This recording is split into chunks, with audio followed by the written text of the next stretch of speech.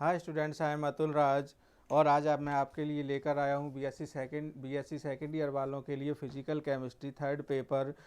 रोज़ाना मैं आपके लिए सीरीज़ में नए नए वीडियो लेकर आता हूँ। इसी तरह से चाहे बीएससी फर्स्ट ईयर हो, सेकेंड ईयर हो या थर्ड ईयर हो, रोज़ाना आपको सीरीज़ वाइज नए नए क्वेश्चंस, न्यू न्यू वीडियोज़ आपको मिलेंगी। आप हमारे चैनल पेपर हैकर के साथ जुड़े रहिए और रोज़ाना हम आपके लिए इसी तरह से सब्जेक्ट वाइज, इन ईयर वाइज हम आपके लिए वीडियोज़ लेकर आते हैं। तो देखते हैं आज का जो मेन टॉपिक है वो है हमारा कॉलरास का नियम क्या है। कॉलरास नियम क्या है, दुर्बल अपघट्य की अत्यंत तन्यता पर तुल्यांकी चालकता कैसे प्राप्त करेंगे। ठीक है, तो ये कॉलरास का जो नियम है इसे आप समझेंगे।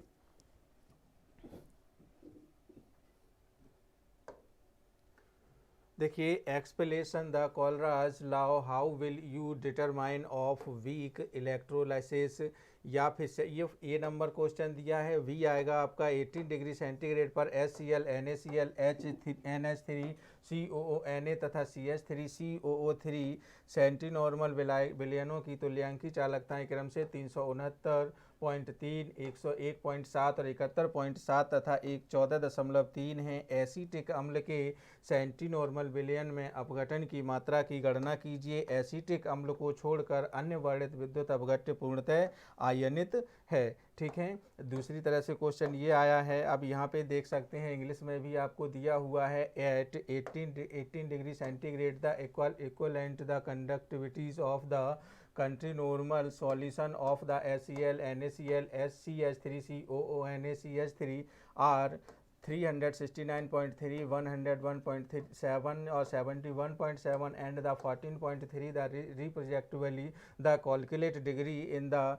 dissociation in the centrinormal acids, the assuming that other the electrolyte the maintain the above are the completely ionized। ठीक है, तो ये इंग्लिश में भी आपको दिया होगा और हिंदी में भी आपको दिया होगा। जो मीडियम आपको पसंद हो उसमें आप इसको लोड कर सकते हैं।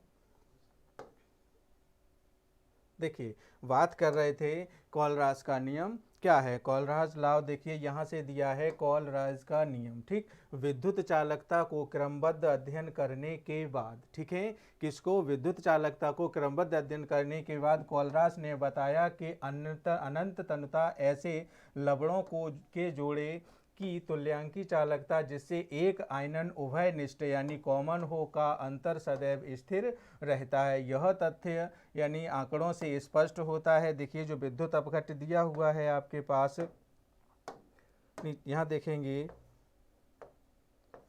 विद्युत अपघट्य और इधर दिया है आपका अंतर। ठीक है, इधर आपका दिखिए है विद्युत अपघट्य और इधर दे रखे हैं आपको अंदर। तो विद्युत अपघट्य KVR है, NaVr है, KCl है, NaCl है। ठीक, तो इनका जो डिफरेंस होगा वो कितना है, 23.41 के अप्रोक्सीमेट होगा। दूसरा आपका दिया है NaVr है, NaCl है, KVR है, KCl है। तो इनका जो दो का दिया हुआ है, इसका आपका NaCl और NaVr का आपका 23.41 होगा और KCl NaCl का जो होगा वो 23.4, यानी दोनों का इक्वल होगा। चारों सबस्टेंस जो यहाँ पे अपघट्य दिए हुए हैं इलेक्ट्रोलाइटिक, उनका जो अंतर होगा लगभग बराबर होगा। अब ऐसे ही यहाँ पे NaVr दिया है, NaCl है, इसका भी आपका 2.06 और KVR और KCl इसका भी आपका 2.06, यानी जो डिफरेंस है लगभग इन पदों में बराबर होगा। इस नियम के अनुसार अनंत तन्यता पर विलयन विभिन्न अपघट्यों के तुल्य चालकता जो दी हुई है, देखिए यहाँ पर आपको दे रखी है चालकता इन लैम्डा प्रोपोर्शनल टू मानों का जो योग होती है उसके एक धनायन पर निर्भर करता है, दूसरा ऋणायन पर निर्भर करता है। यानी एक पॉजिटिव होगा और दूसरा कैसा होगा, निगेटिव होगा। एक पॉजिटिव पर और दूसरा निगेटिव पर डिपेंड करेगा। यानी दुर्घल अपघट्य की जो प्रोपोर्शनल टू पाई का जो वैल्यू होता है, जो अनंत का वैल्यू होता है, उसे आप कैसे ज्ञात करेंगे। ज्ञात करने के लिए देखिए आपके पास यहाँ पे दे रखा है आगे,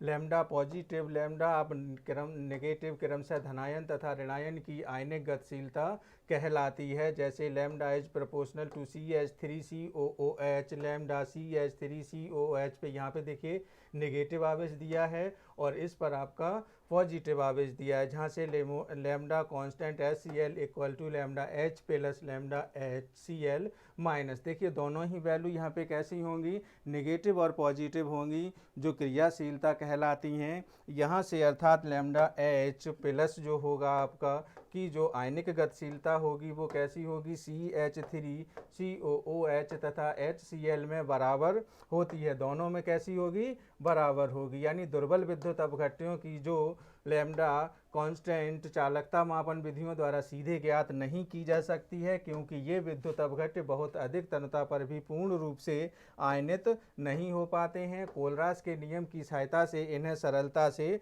परिकलित किया जा सकता है, यानी जो कोलरास नियम है उसकी सहायता से इसे आसानी से क्या कर सकते हैं, आप डिफाइन कर सकते हैं। अब यहाँ से देखते हैं, माना दुर्बल अम्ल CH3COOH की लैम्डाइन कांस्टेंट ज्ञात करनी हो तो कोलरास नियम के अनुसार, ठीक है, कोलरास नियम के अनुसार आप इसे कैसे ज्ञात करेंगे, देखिए